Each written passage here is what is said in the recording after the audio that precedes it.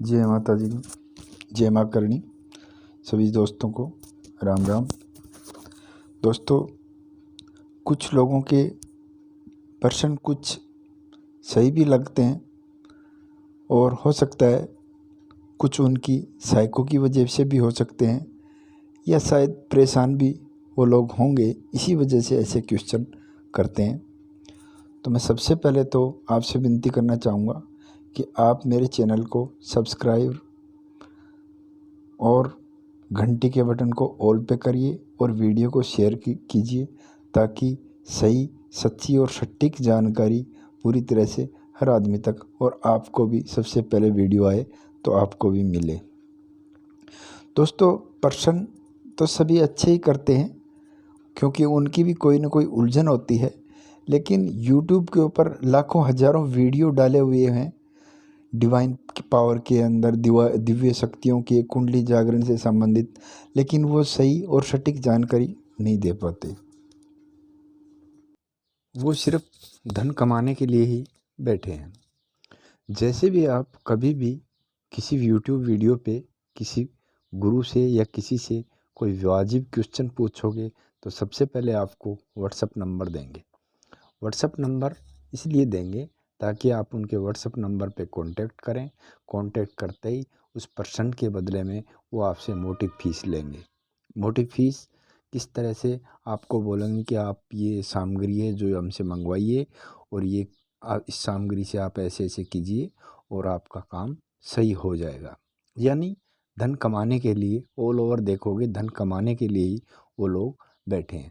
लेकिन दोस्तों, हमारी दाल रोटी भगवान की दया से बढ़िया चल रही है, क्योंकि हम जो भगवान का भक्त होता है उसके अंदर 3-4 खूबियाँ होती हैं। सबसे पहले सत्य बोलेगा, दूसरे नंबर ऑनेस्ट यानी ईमानदार होगा, तीसरे नंबर ठगी, झूठ, फ्रॉड, ऐसे पैसे लूटने वाले कार्य नहीं करेगा। यहाँ पर कोई भी फीस नहीं ली जाती, यहाँ पर फ्री ऑफ कॉस्ट बताया जाता है।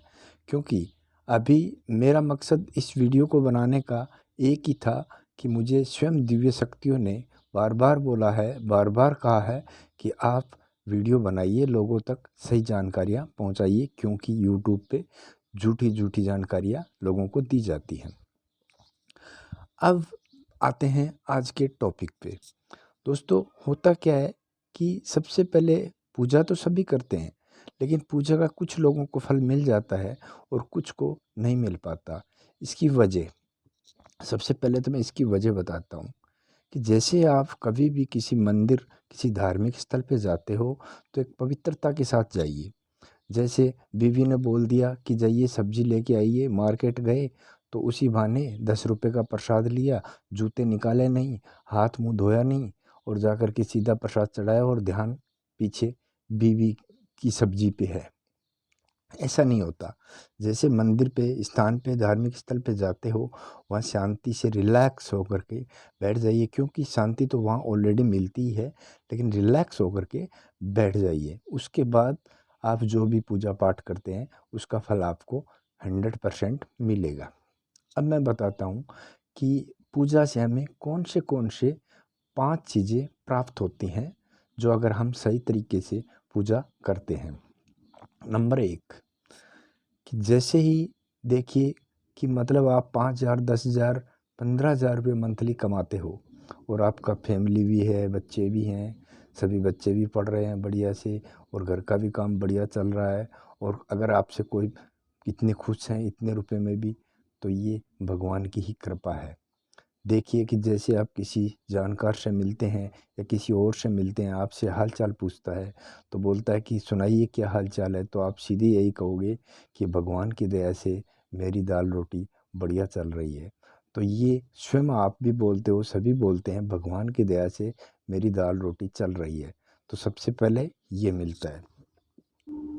नंबर 2 नंबर पे आपने देखा होगा, जितने ज़्यादा लोग पैसे वाले होते हैं, हराम से या इधर उधर से गलत तरीके से पैसे कमाते हैं, या उनके पास खूब सारा पैसा भी होता है, लेकिन उसके बावजूद भी उनके घर के अंदर किसी व्यक्ति को ऐसी बीमारी हो जाती है जो ठीक ही नहीं हो पाती। वो झाड़ फूँक वालों के पास भी जाते हैं और डॉक्टरों के पास भी जाते हैं, विदेशों तक चले जाते हैं, लेकिन वो बीमारी नहीं ठीक हो पाती और वो लोग दुखी, वो मरीज़ भी दुखी और वो लोग भी दुखी रहते हैं। तो दोस्तों यही वो बात है कि मतलब अगर पूजा पाठ भगवान की, लेकिन इधर एक 10,000 15,000 रुपये मंथली कमाने वाला सुखी होता है, उसके घर में कोई बीमार नहीं होता, ना वो स्वयं भी स्वस्थ होता है। तो किसी से रिश्तेदार से भाई बंधु से मिलता है कि बताइए, सबसे पहले यही तो पूछते हैं लोग कि आप स्वस्थ हैं, परिवार में सभी स्वस्थ हैं, तो आप यही बोलोगे कि भगवान की दया से मैं भी स्वस्थ हूँ, मेरे पूरा परिवार भी स्वस्थ है। ये भगवान की ही दया कृपा दृष्टि है, क्योंकि उस भगवान को पता है, वो तो हमारा स्वयं पूरी सृष्टि का पालन पोषण करने वाला, उसको पता है कि अगर इसे इतनी बड़ी बीमारी दे दी तो इसके पास इतने पैसे कहाँ से आएंगे, अफोर्ड नहीं कर पाएगा। 10-15 हज़ार रुपये मंथली कमाता है और आप पूजा करते हो, तो ये दूसरी कृपा होती है। नंबर 3, आप और हम सभी रात दिन ट्रैफिक में चलते रहते हैं। कोई बाइक पे चलता है, कोई किराए की गाड़ियों में भी चलता है, बसेज में चलता है। खूब आप देखते हो दुर्घटनाएं भी होती हैं और बहुत सारे लोग मोटरसाइकिल बाइक सही से नहीं चला पाते, इसकी वजह से भी दुर्घटना हो जाती है। लेकिन जो भगवान का सही भक्त होगा, सही पूजा करने वाला होगा, वो उसको भगवान स्वयं बुद्धि देते हैं और वो उनको सचेत करते रहते हैं बार बार कि आज आप, या तो आपको कहीं जाने की इच्छा होगी और उस दिन आपके साथ कुछ दुर्घटना होने वाली होगी, उस दिन आप उस यात्रा को टाल दोगे। किसी ऐसा कोई काम निकल जाएगा कि जिस दिन आपको कि आप उस यात्रा पे नहीं जा पाओगे, क्योंकि भगवान को स्वयं पता है और वो जानता है, वो पार ब्रह्मा है कि अगर ये व्यक्ति वहाँ पहुँचा तो इसके साथ कोई अनहोनी या दुर्घटना ना हो जाए, तो वो उस वक्त कोई ना कोई ऐसा काम निकाल देता है जिसकी वजह से आपके साथ कुछ नहीं हो पाता और आप सुरक्षित रहते हैं।